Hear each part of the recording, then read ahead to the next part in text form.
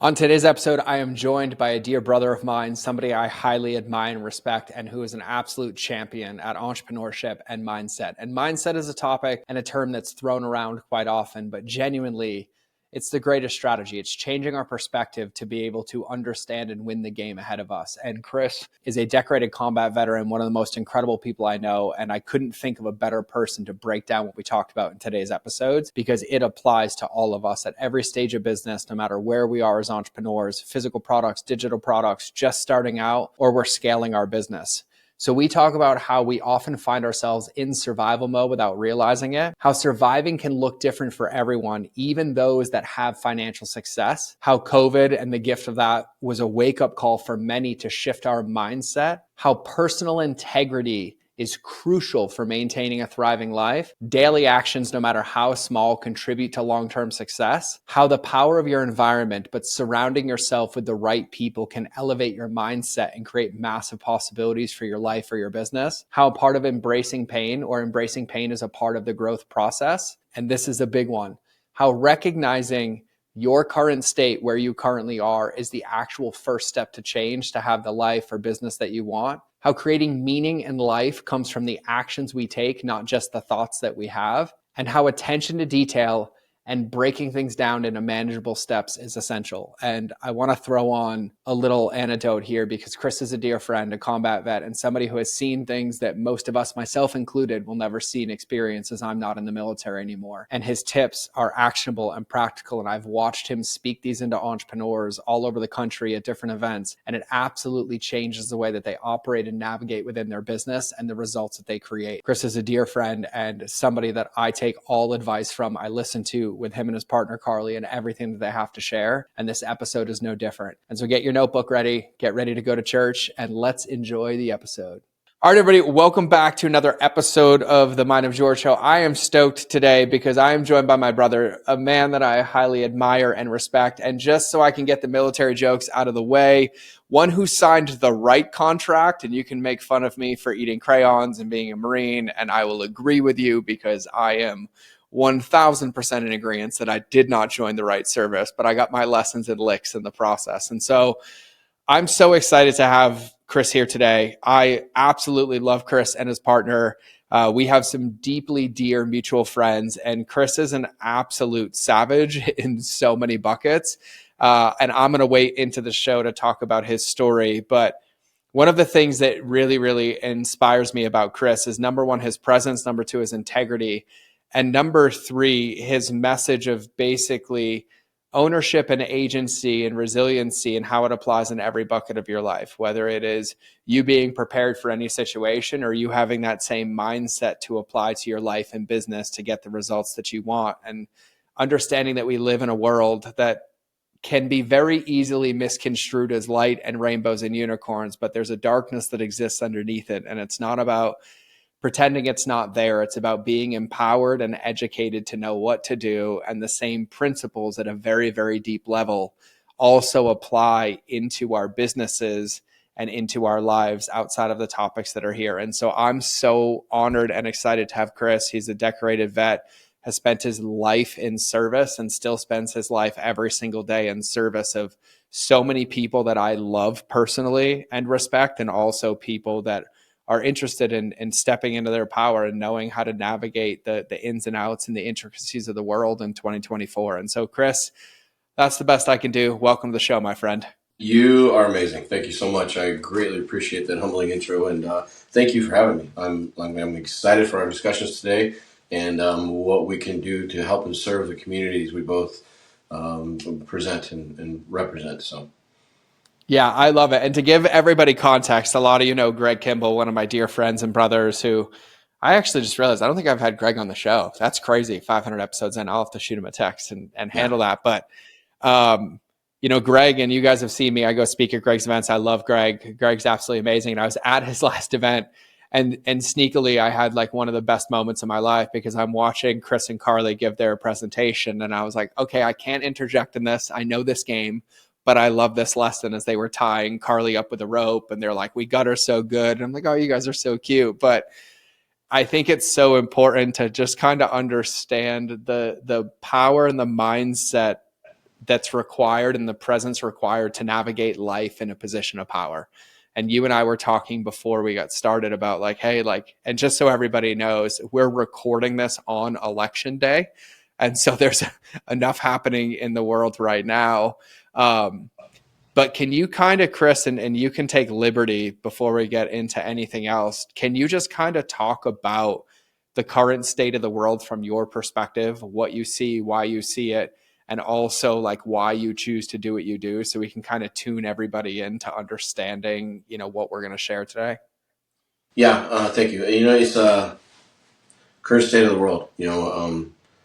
It's one of those things that is just definitely um, you shake your head and it's almost you can't make this shit up type scenario. Like it's just alarming that we've gotten to this point and we've allowed it to get to this point and we haven't stepped up or intervened where it's necessary. Regardless of what side of the fence you lie on, you would be a complete fool to live your life as if there's nothing wrong, or that you shouldn't be prepared for the worst case scenario.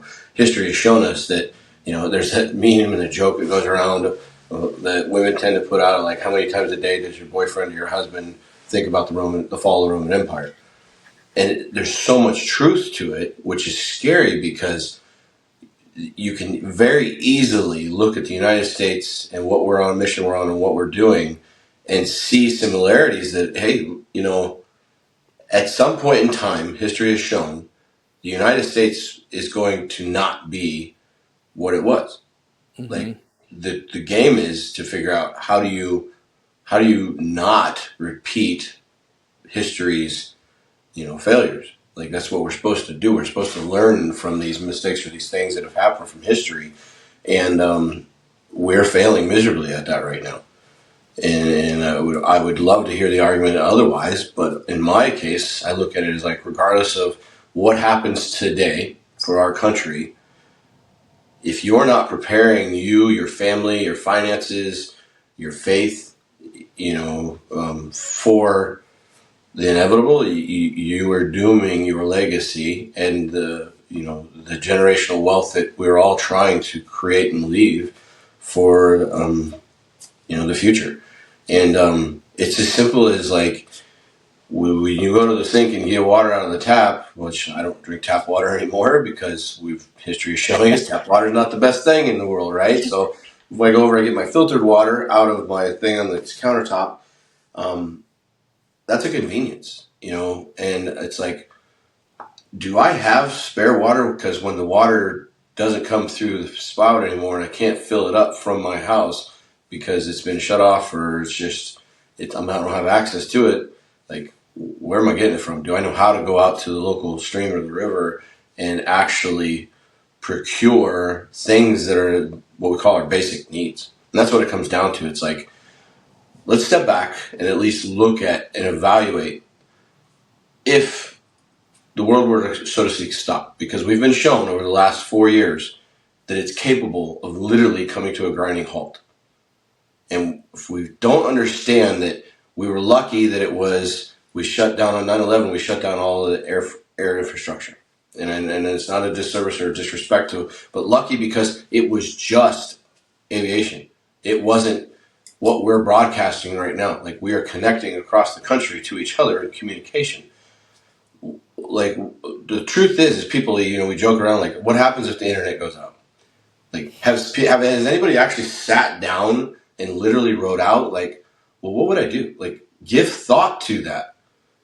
You can't reach a family member in another state. You can't access your money. You can't access information as to what's going on. Do you have another way of turn on an FM radio and hearing the news? And then, oh, by the way, do you even trust what the news is telling you at that point in time? And what station are you going to tune into? And, oh, by the way, there's a thing called AM radio.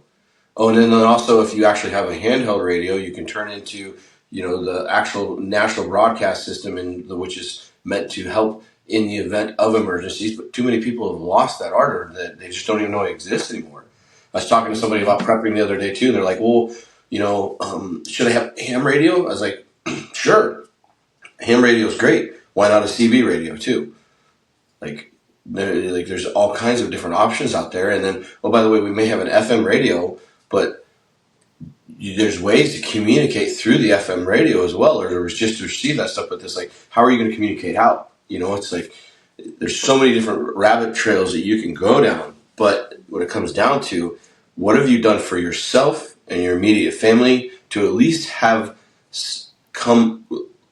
exercise what we call ghost drills? When we go through jump master school, ghost jumpers, ghost drills, Olympic athletes, they don't just go out and practice in the pool. Michael Phelps didn't go out and practice in the pool 1,000 times. He did 10,000 reps in his head, visualizing what he was going through. This is no different. Visualize, like, what is he going to do? Do you have a plan in place? And then after it comes down to sitting down and writing it down and looking at it, it's like, do I have supplies ready to go? Because so with our friend Greg Kimball, one of the things I'm offering to him and many others that I coach is just a matter of like, okay, let's say you have 30 minutes to get the hell out of Dodge.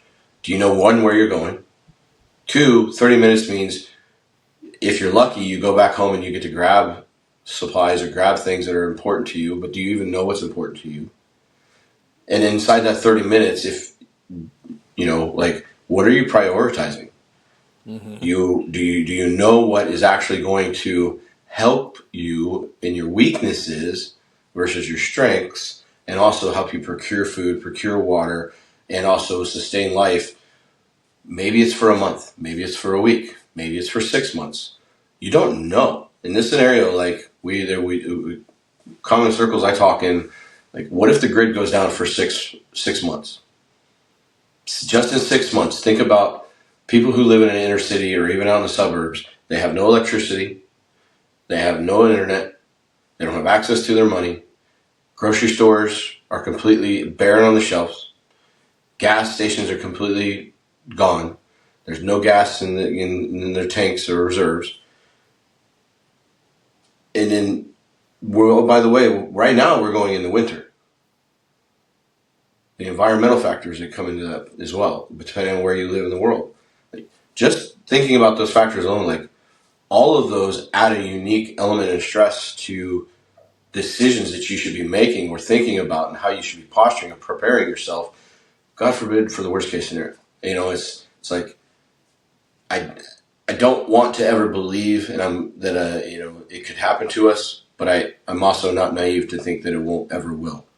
And then, the other part of it too is, there's sayings. I'd rather be a warrior in a garden than a gardener in a war. Yep. Right? Or I'd rather have than not need than not have. I mean, whatever you want to apply to it for you, whatever sticks and drives the emphasis home. It's like, I'm looking at a spare bedroom across the house right now. I've got my rifle good to go. I've got enough ammunition. I've got 5 gallons of water just sitting there. I've got 3 Pelican cases with reserved food, an axe, a saw, navigational equipment, and all this stuff. And then, I understand that, what if there's an EMP? Well, if there's an EMP, great. Do you know how to read a map?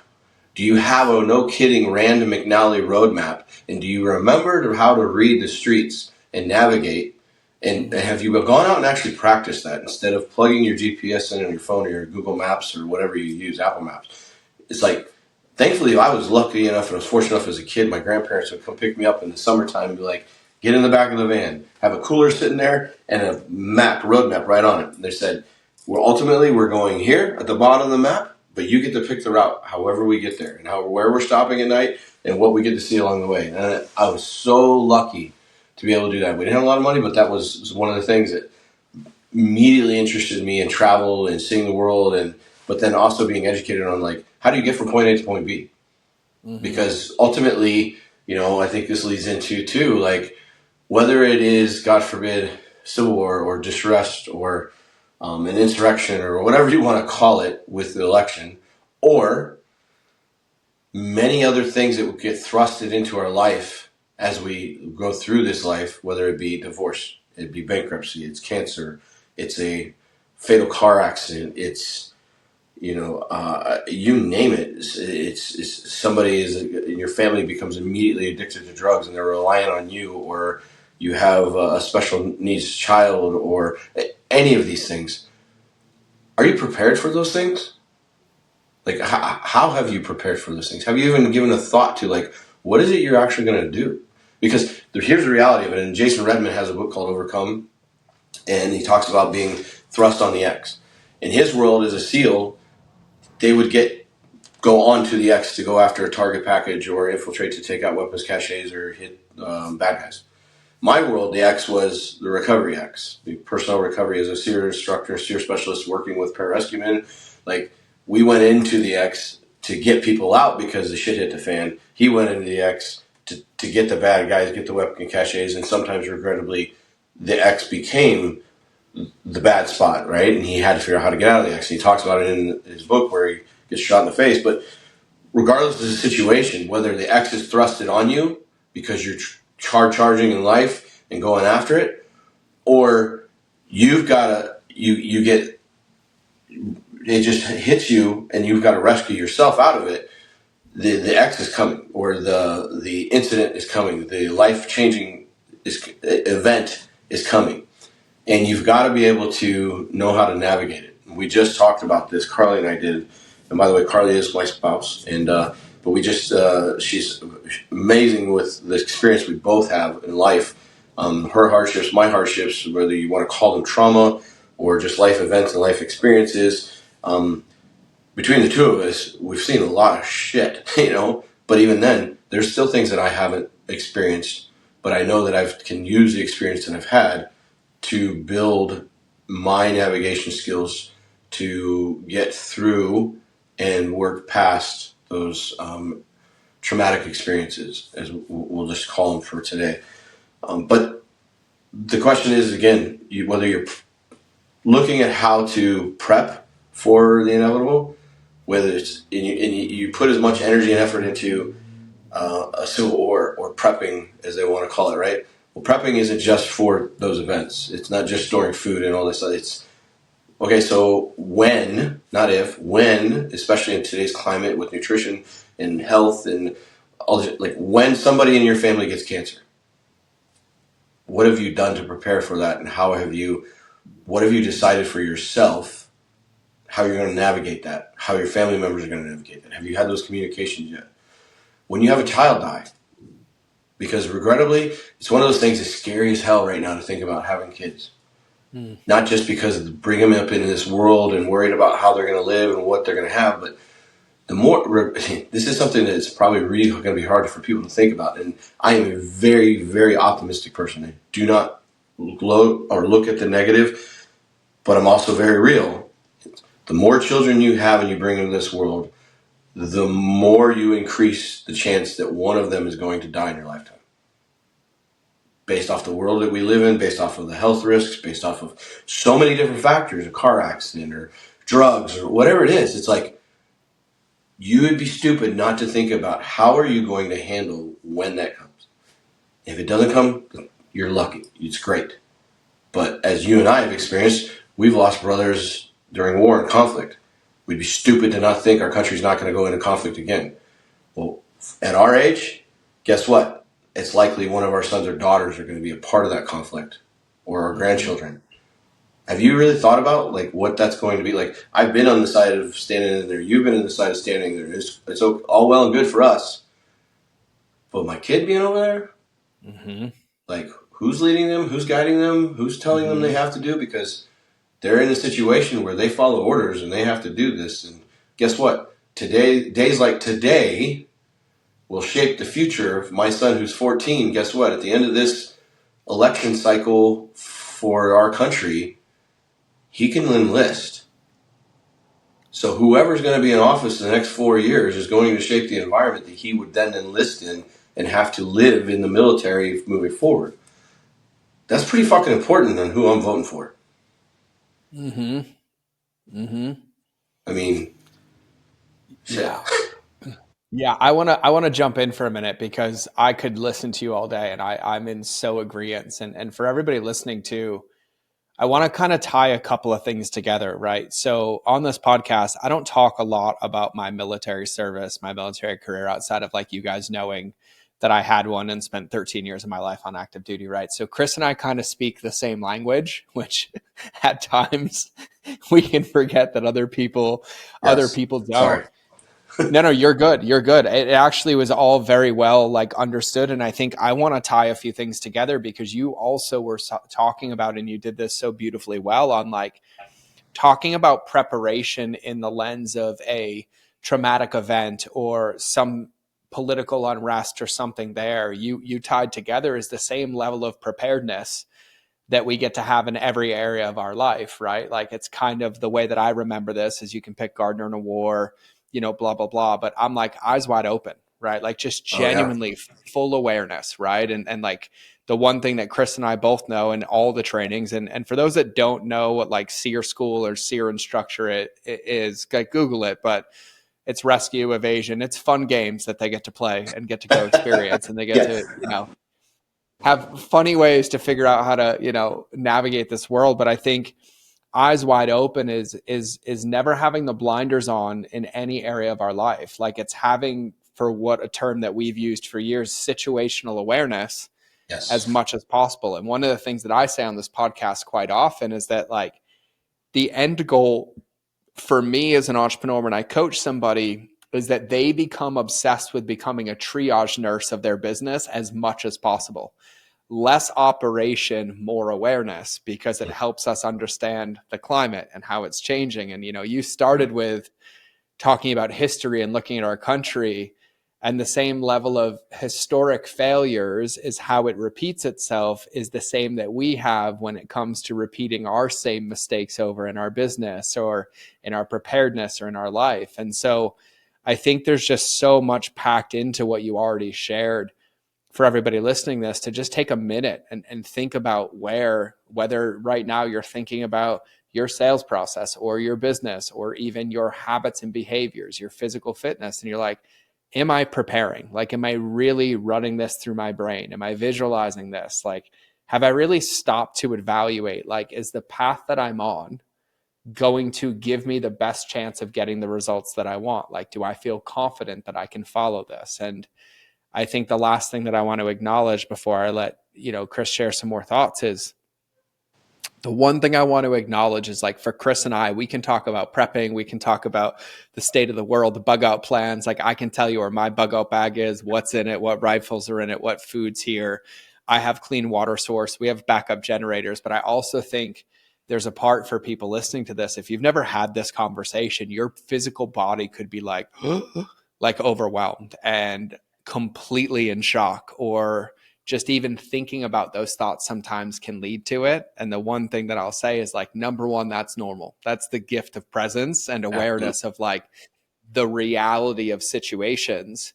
But number two is it can't become this thing where there's a perfect way, because no matter which way you slice it, it's really bringing awareness and flexing the muscle, knowing that the more aware you are and the more understanding and prepared that you are, the better likely you are to make an adjustment when things start to go bad and have the confidence to be able to make that adjustment, because there's no perfect plan in any of these things. And so I wanted to kind of throw Yeah. that out and allow my 2 cents to come in. So go ahead, Chris.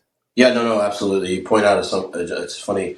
You know, the Marine Corps. One of the Marine Corps statements or ethos is semper fidelis, but it's also semper gumby, Mm-hmm. right? Mm-hmm. So meaning forever flexible.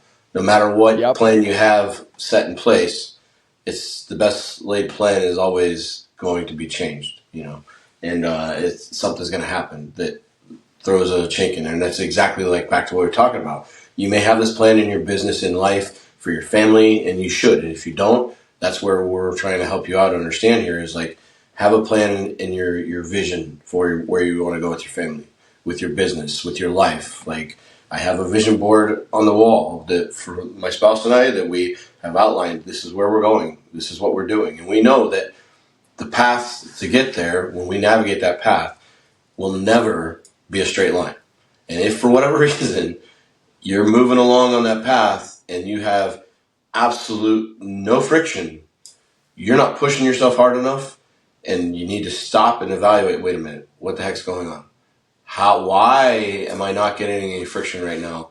And it could very well be that you've actually planted the right seeds, you've done the right things, every day, as our friend Hugh talks about, consistent daily actions, Yep. and you're Consistent daily working action. diligently, and you understand that what I do today will have ramifications in 12, 18, and 24 months from now. But also what I do today could have negative ramifications in the next hour, or what I don't do today, I should say. Right? So it's not equal when it comes to that effort, energy, and work that you put in. If you don't do the work, you'll know it in an hour. If you do the work, you'll know it next year. That's just the way this game we're playing works, and that's the way it plays out. Yeah. I wanted to add too, because for everybody listening, right, Hugh's a dear friend of ours, and he teaches consistent daily action. For you guys listening, you hear me talk about this all this time with the wedge of expectations or hitting our quadrants, right? And I think one of the things that I want to nail for entrepreneurship, but even if you're in the lens of the bucket of like, oh, well, I've actually never thought about like what would happen if we lost power for 90 days, or if I couldn't have this thing, or I wouldn't know what to do without the internet.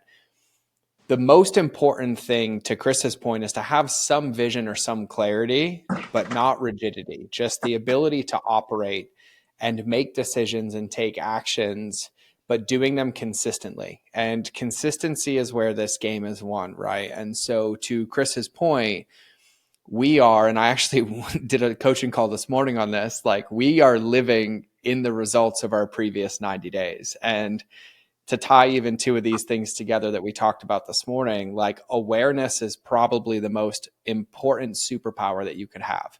Either an awareness of where you're currently surviving, right? Of like, this is what's taking my time. This is what's taking my energy. This is what's overwhelming me. I'm willing to look at it. Or an awareness of where you'd like to thrive or what you'd like it to look like, because both give you the perspective to start taking that daily action.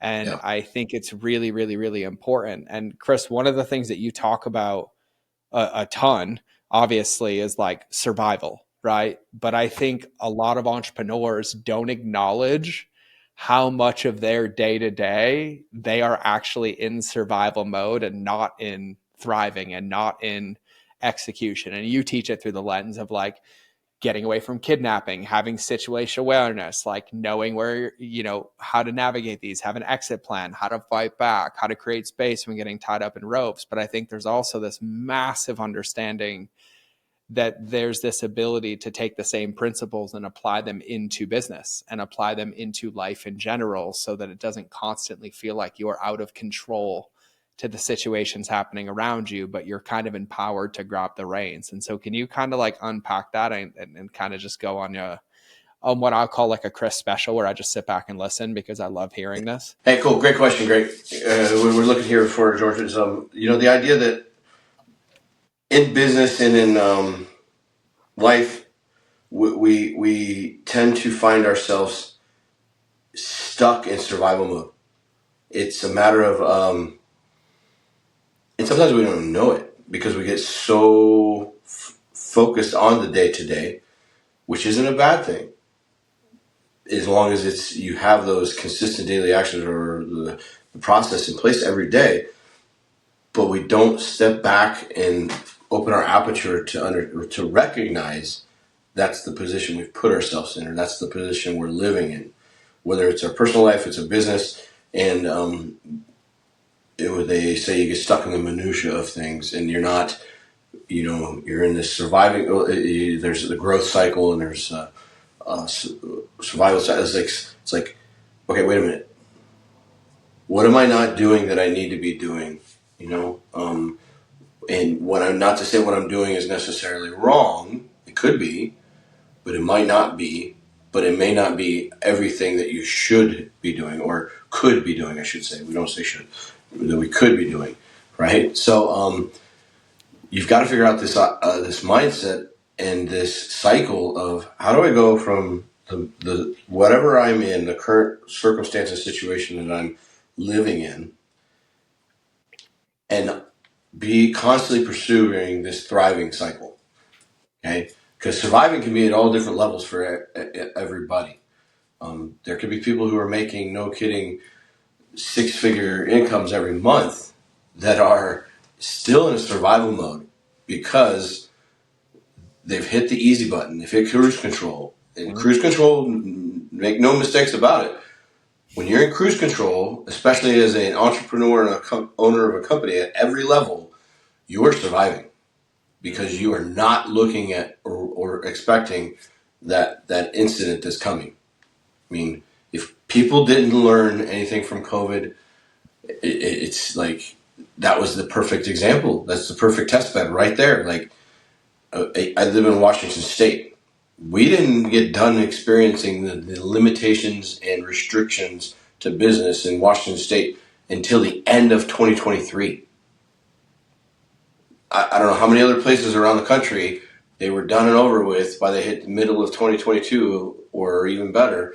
And I'm still like, I still got another year and a half of shit to work through and navigate and figure out and constantly adjust and maneuver. I'm like, this is horseshit. Like, what the hell? But guess what? No matter how I felt about it, my emotions or my personal beliefs or desires, I still got to go through it. I still have to do the work. And COVID was very much a survival mindset where we all should have really quickly learned that, like, okay, God forbid, and when this happens again, I will not be stuck in the survival mindset going through this. I'm now going to not just do the bare minimum, I'm going to thrive. And every day is going to be a fight. Every day is going to be a fight. And some days it's going to be easier, no kidding, and you pray for those easier days. But on the easier days, that's where, you still need to push hard to get there because the next day may not be as easy. And, it could be something as simple as payroll. It could be something as simple as, keeping the lights on. Or, for instance, I'll completely confess this and share this. I had 2 fitness franchises here in Washington State for about 7 years. And then middle of last year, as we were coming out of, I finally had a good 6 months under me coming out of COVID restrictions in December 2023. So coming out of 23, I just started to get my feet rolling, and I hired another full-time trainer and started bringing on more one-on-one clients. And I overextended myself because I knew I had the plan in place, I had the navigation, I had the vision, I was going with it. And I took out a business loan to take and make sure I had money for payroll as well as marketing, and I extended myself out with that. 2 weeks later, all of my bank accounts get hacked. And it wasn't just a card, it was my banking and personal information. I had somebody call me on a scam saying they were the actual company that deals with scams, but they had all my personal information, my social, my ex-wife's social, my mother's maiden name, all the authenticators that the bank used, and they were running through it. They're like, well, we're seeing this, and it looks like somebody's trying to do this purchase and run this, and they knew how many bank accounts I had. And I'm like, okay, well, I'm 50 minutes in on this phone call, and they're like, okay, hold for 1 minute. We're going to take a quick look at something. We'll be right back.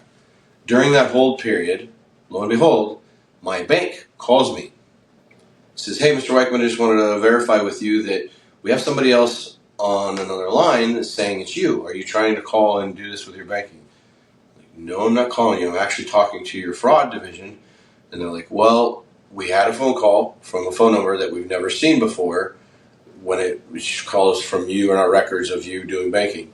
And we immediately alerted to it, but that was the only thing because they had all of your identifying information for verification of the account. So what we're going to do at this point is everything's been compromised. We need you to come down immediately and take care of this. And we're going to stop all. We're going to do what we have to do. They got away with, of course, some money, wildly enough, even still. And then it was one of those things that, like, everything came to an abrupt halt. For 9 weeks, I had no revenue coming in. And there was nothing I could do about it. Well, because of COVID, my landlord at the time had zero leniency. There was no late fee or late period. There was no, grace period. There's no, if you're late, you're late. Due on the first. If it's not paid on the first, immediately 15% late fee. And then, oh, by the way, after 20 days after that, there's another 15% late fee. Well, the time period that this all happens, by the way, my property taxes are due, my business insurance is due, all these things, and it quickly just snowballed. So any revenue that I could switch people over to paying in cash or doing, my first priority was payroll, period. My team's getting paid. They're getting taken care of. This isn't going to affect them. This isn't their fault. This isn't a responsibility. And even though it wasn't technically my fault, it's one of those things. But it is. Because if I take ownership, I didn't have the reserves that I needed to carry 6 months of emergency. I had overextended myself taking the personal loan. Thankfully, I had it. But now it wasn't just for payroll or marketing. It was for survival in that aspect. Where now if I look at it, I'm like, hey, dummy, before you make a decision like that, maybe you should have 6 months of an emergency fund that allows you, just in case, to hit that emergency button and intervene. Well, long and short, after 9 weeks, I tried to petition with my landlord. They just wouldn't budge. Now $25K behind, and I'm like, okay, look, this is like, I'm going to get you the money if you could just not charge me the late fees, because late fees were on the rent, but they were also on the building taxes. They were also on the building insurance because they weren't paid on the day they were due. It's like, guys, you're going to hit me with a late fee on a building tax, even though the last 2 months' rent I haven't been able to get to on time. So you know that this is coming. So you're obviously just trying to cash grab here, because there is nothing that I can do about this until this is fixed. So I started exploring options.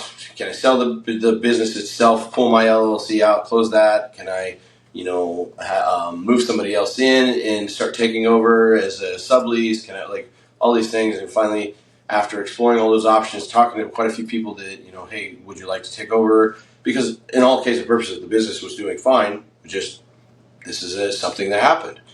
I went and talked to a lawyer. I said, hey, this is my situation. So what can I do? Can you help me leverage with the landlord? And they're like, honestly, no, not with that landlord. They have a monopoly on the area. That's just how they operate. This is what's going to happen. They said, our best advisement, regrettably, is to tell you in the next 2 to 3 days, close the doors, file bankruptcy, both business and personal, and get everything out. Because as soon as they see financial distress, or they know that you're in this situation, that you're going to file bankruptcy, or as soon as the bankruptcy is filed, they will change the locks on the doors and take everything in the building. And you'll have nothing for leverage as an asset to then use with the bankruptcy. And I'm like, you've got to be kidding me. I'm like, well, okay, this is what I've got to do. Pivot and go, and it sucked. Absolutely sucked.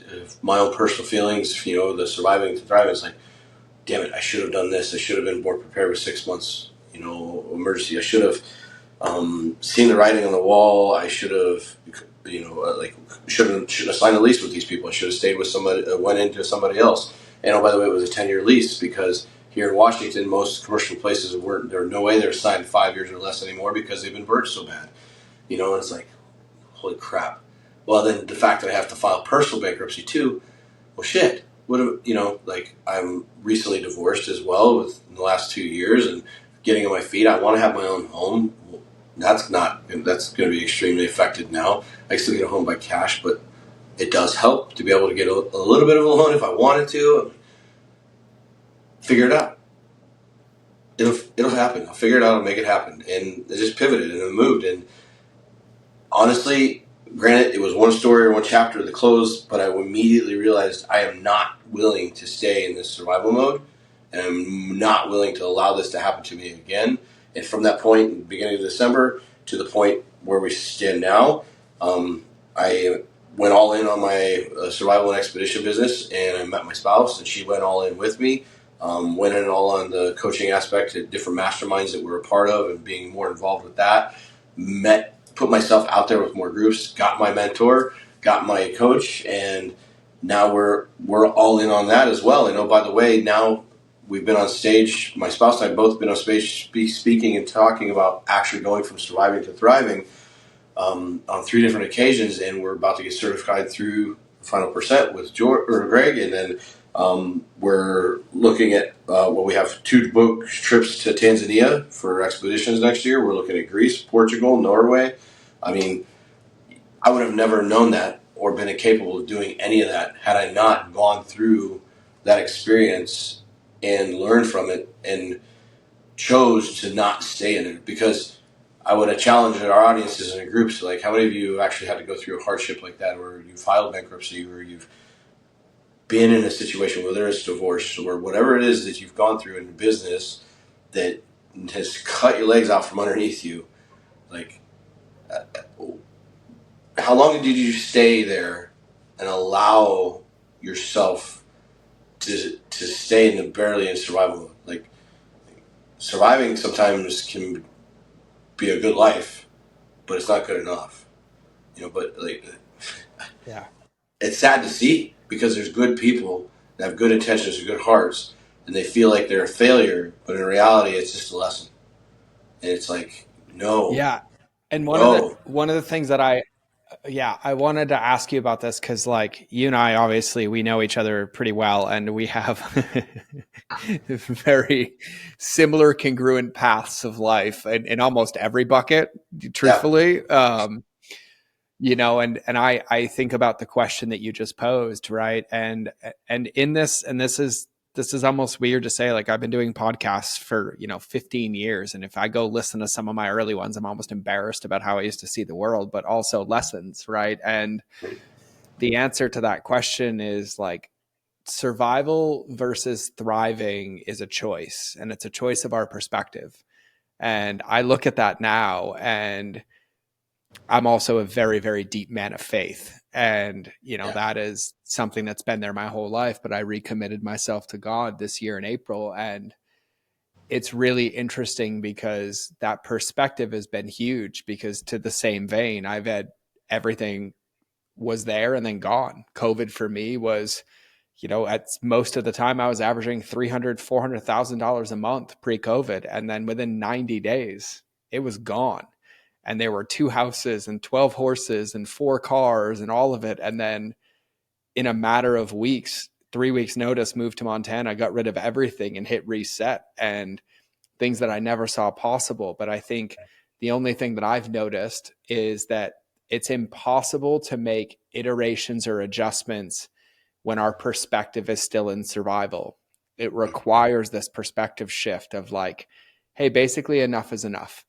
yeah, Basically, like, hey, I understand that this is happening, but it's not happening to me, it's happening for me. But it's not about, and this is where Chris and I will always see the world the same. The number one thing that they drill into all of us, even in the military, is that when you feel out of control, you shrink your world as small as possible to the things that you can control directly in front of you. Like, what action can I take? What behavior can I follow?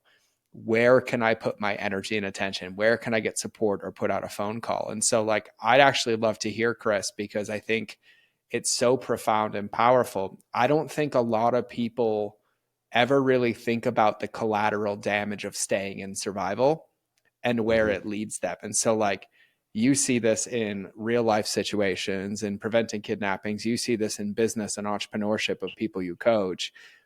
But, like, how does somebody go about, number one, recognizing they're in survival? Number two, not allowing them to stay on cruise control? And, like, what would you recommend people do, or how they operate to be able to kind of feel empowered or thrive, right? Because I think another vein that I know you speak on is people try to avoid pain, but as my dear friend Brian Bogart says, embrace pain to avoid suffering. Pain is a part of the process.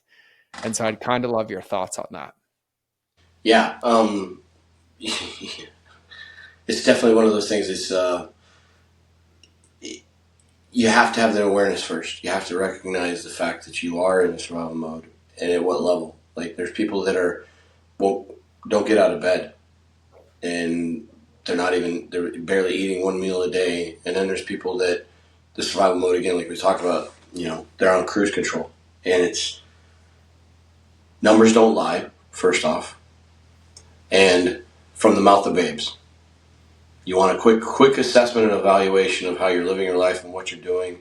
It's step back and look at how your kids are looking at you and what they see how you're living your life. If you don't have kids, ask a very near dear friend of yours or your mother, if you still have your mom, or your spouse.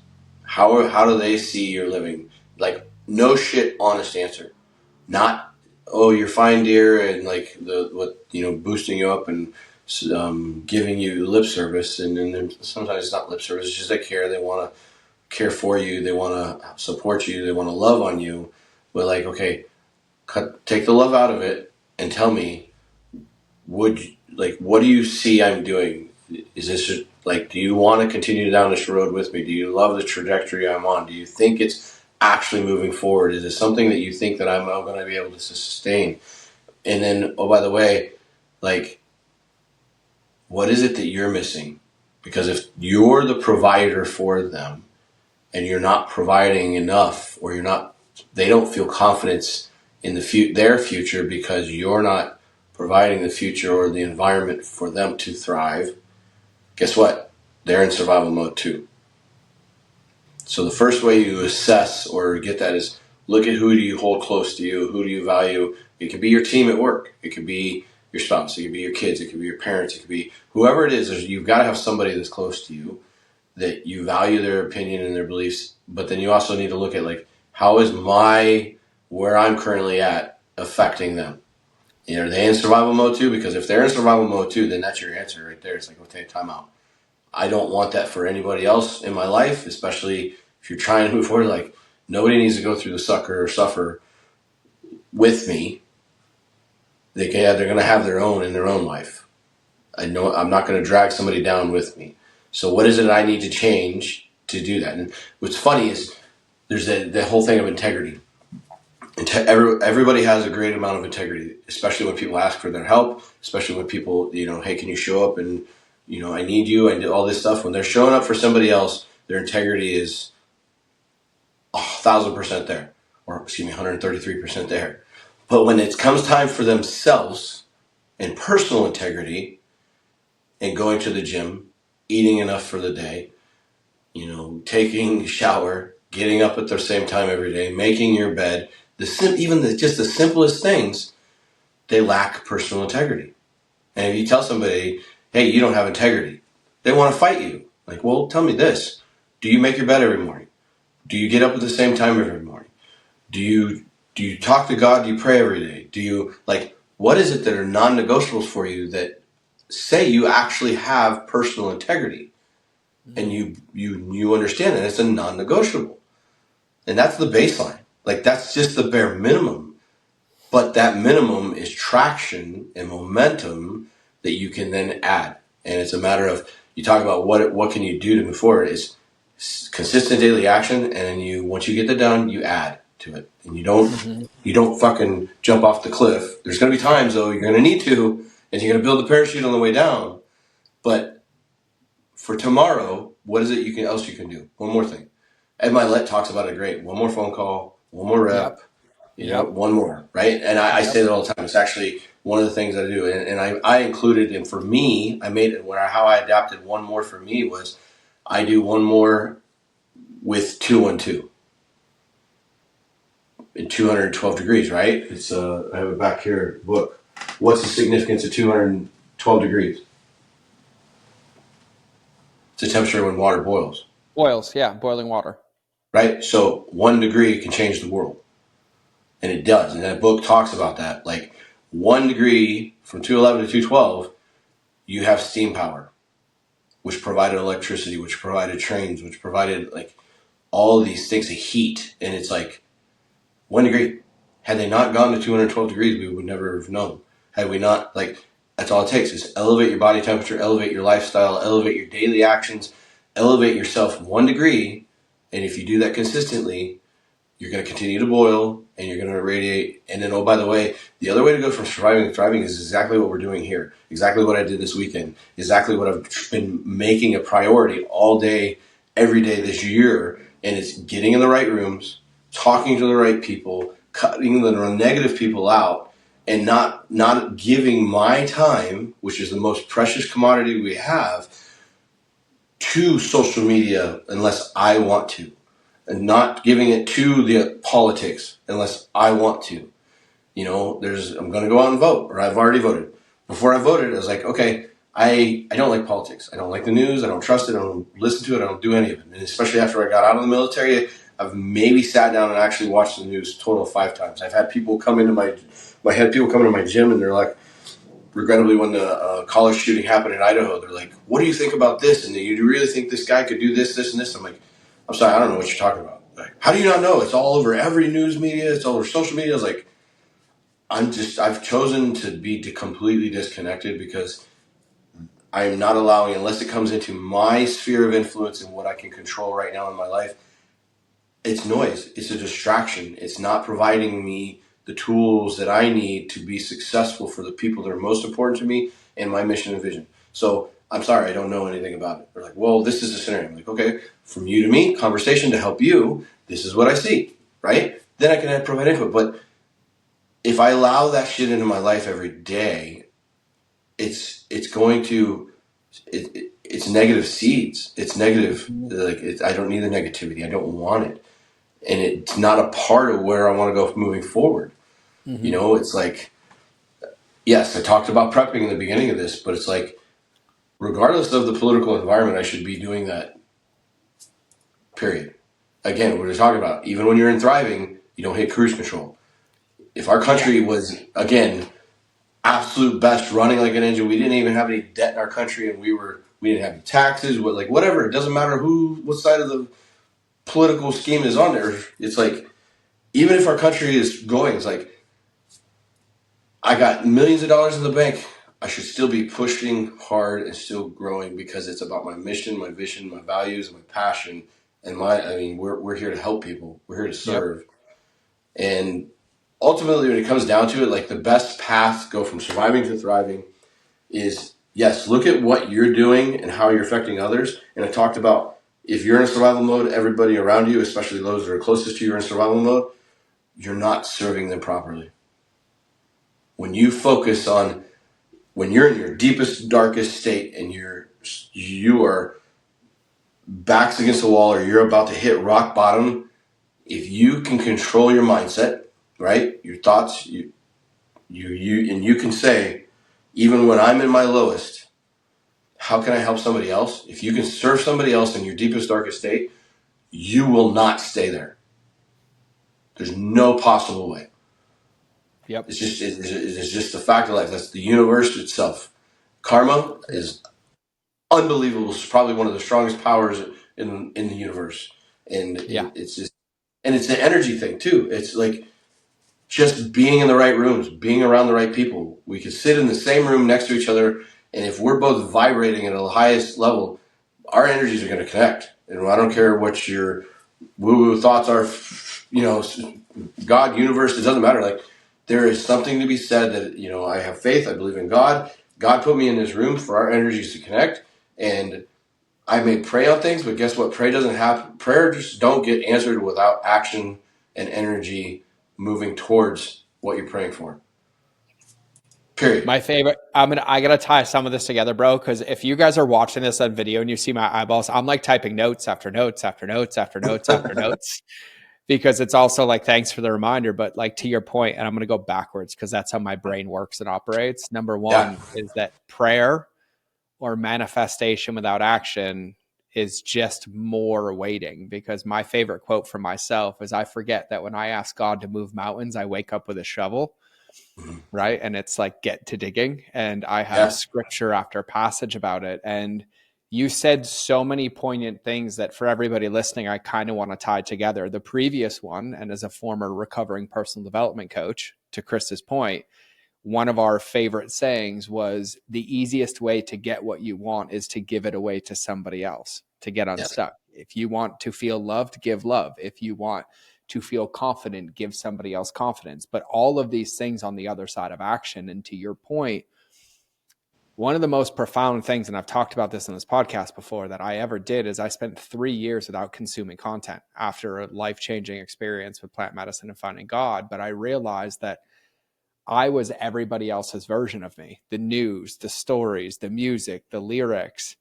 And everyone's like, oh, that's so amazing. I'm like, no, it was hell for 12 years. I mean, for 12 months, because I literally was just in my thoughts and realized, like, I had to get so sick and tired of being it that I was finally like, I'm going to go create something. I'm going to do something. But to your point, this is really about constantly creating a little bit of positive pressure, which some would associate as pain, but Yeah. positive pressure of consistency and discipline to never allow this finish line to occur and keep us in momentum of adjusting over and over and over again. And, Yeah. for everybody listening, like our friend Hugh Zaretsky, like, he teaches this consistent daily action. You guys know I teach it in the quadrants, but I even had a model that I made for you that you've all seen called the SOS, which is what happens if you find yourself stagnating or overwhelmed and not in action? Follow these steps to get back on the field or back in action. And I think there's this false fear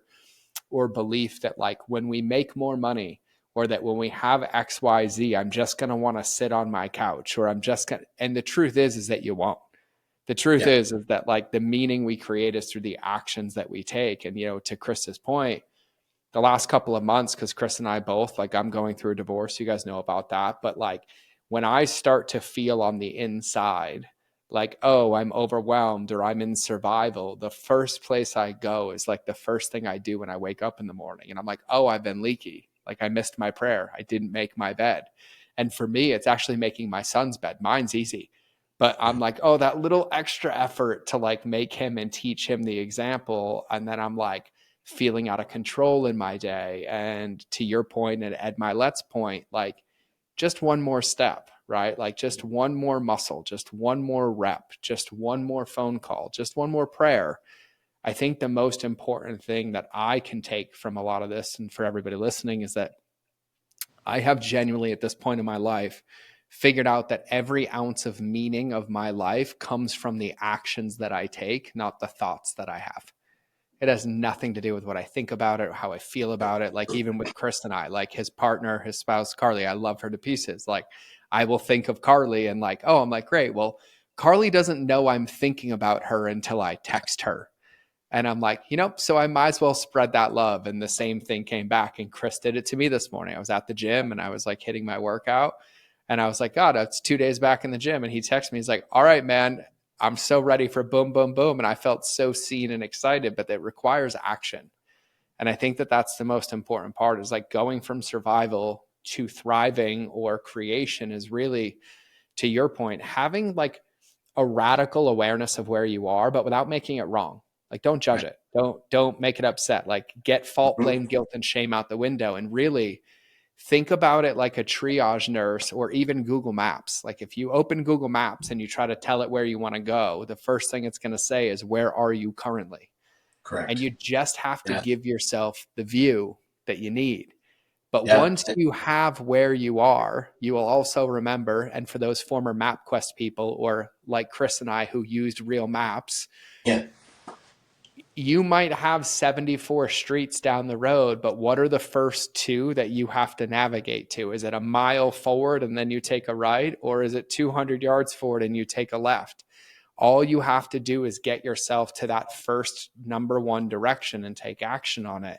And I think that that's the most empowering place to be. And so I just wanted to tie some of that together, because like also it's so reaffirming. And I think I highly respect you and admire you so much as like a brother and a friend, but also I think to your point, or my thought process around this, is that you and I were both trained that no matter how complex you've made it, it's always the simple things that have the greatest results done over and over. And even Yeah. for me, these reminders are like the things in the seasons I'm in right now, is like, I'm growing in my faith. I'm growing in my fitness. My son's about to turn 8. We operate differently than he did when he was 5, like navigating a divorce and co-parenting. And I'm like, basics every single day, like hit those basics. And to your point, like the Marine in me is like, you get Semper Gumby. It's like, if it's getting put in front of me, it's an opportunity for me to take action on it and grow. And it's bite by bite, piece by piece, over and over. And I think that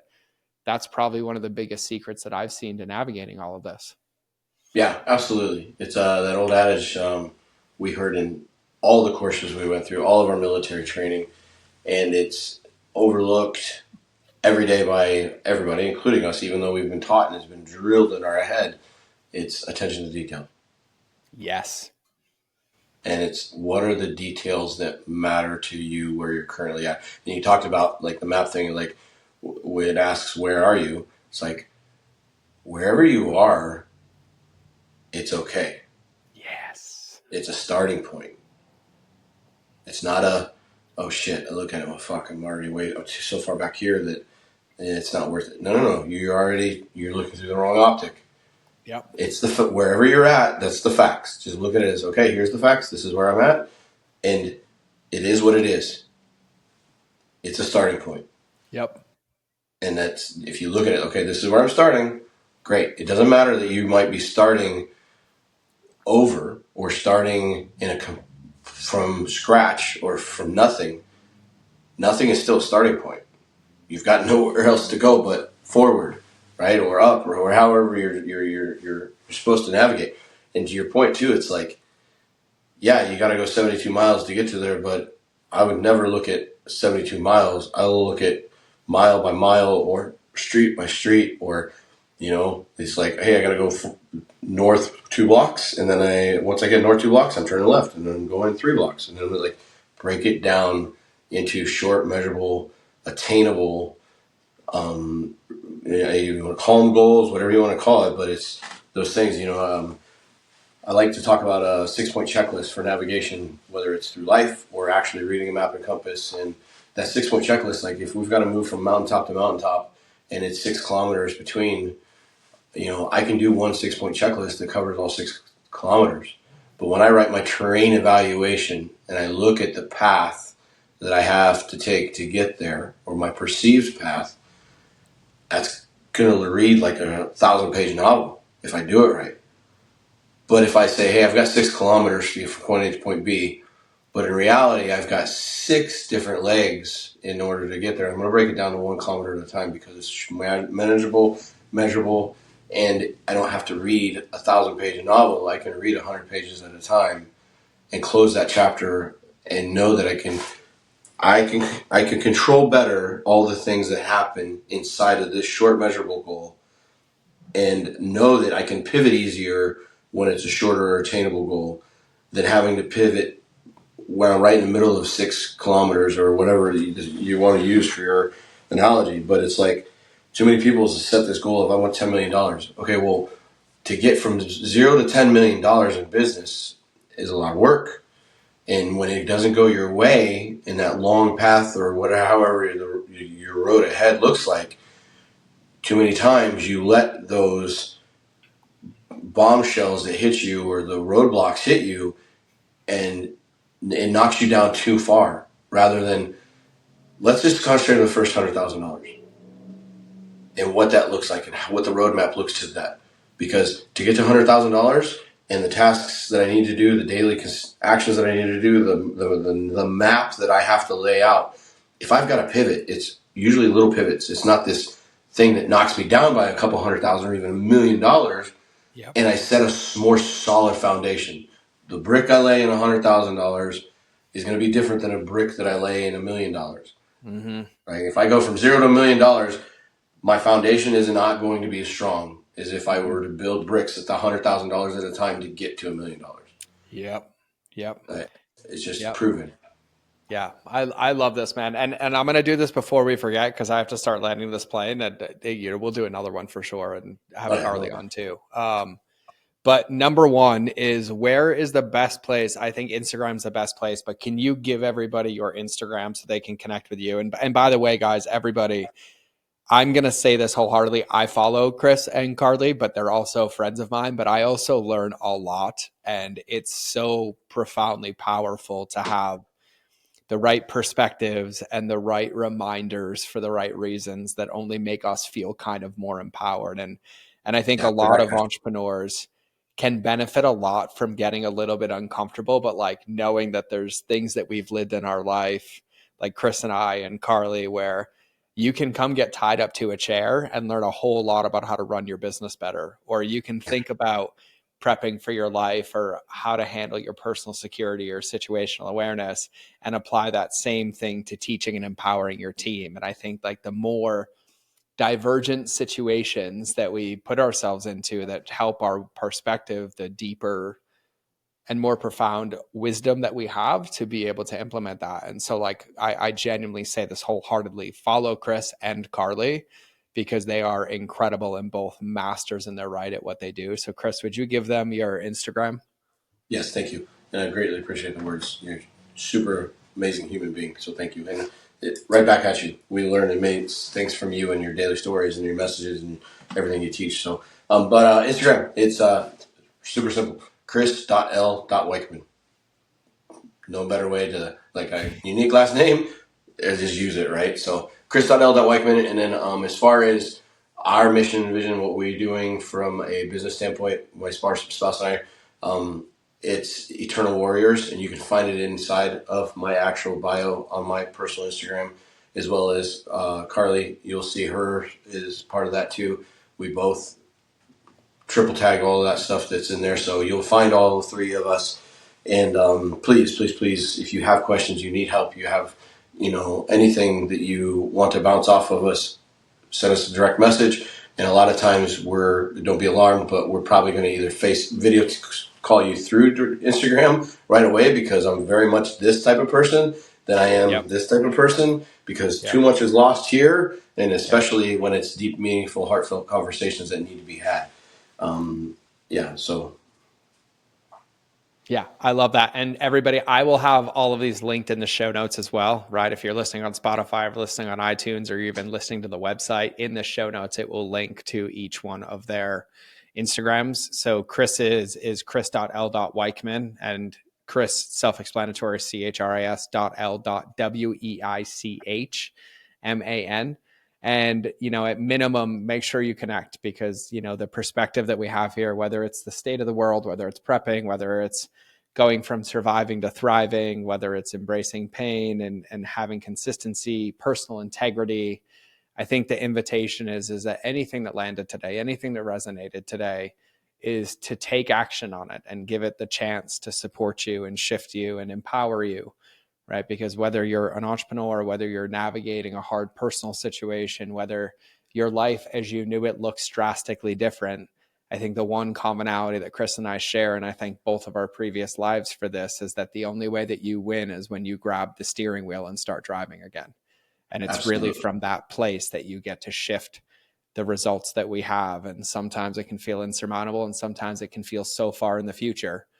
But the faster you start driving again, the faster the ability of those things start to show up, and you make adjustments as you go. And so let today's podcast, let today's lessons or things that tickled be an invitation, right? No shelf help. It's like, okay, that landed, I'm doing that today. And then come earn the right to complicate it. Let's just hit mile marker 1, first turn, first direction, have the experience, and then go from there. And I think that that's what I would leave everybody with today. And so, Chris, thank you so much for being here, my friend. I'm honored to call you a friend and a brother, and I appreciate everything that you shared. Honor's all mine, man. You know that.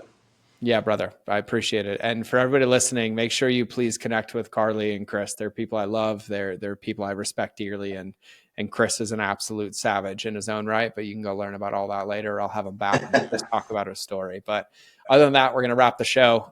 So everybody, this has been another episode of the Mind of George Show. You will either see me in the next episode, or you will hear me in your earballs. There's another Marine reference Chris will get. But other than that, have a good day, and we'll see you guys soon.